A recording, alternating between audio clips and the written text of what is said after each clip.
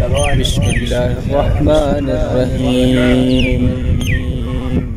سبح اسم ربك الأعلى الذي خلق فسوى والذي قدر فهدى والذي أخرج المرعى فجعله غثاء أهوى سنقرئك فلا تنسى إلا ما شاء الله إنه يعلم الجهر وما يخفى ونيسرك لليسرى فذكر إن نفعت الذكرى سيذكر من يخشى ويتجنبها الأشقى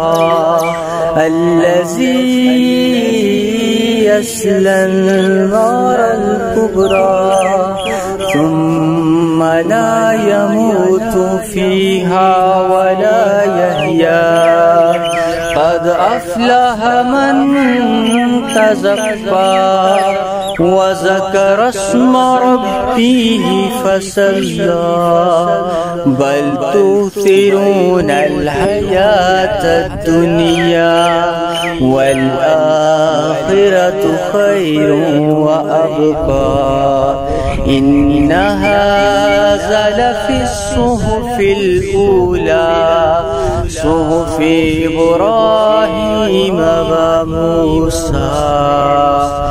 صدق الله العظيم.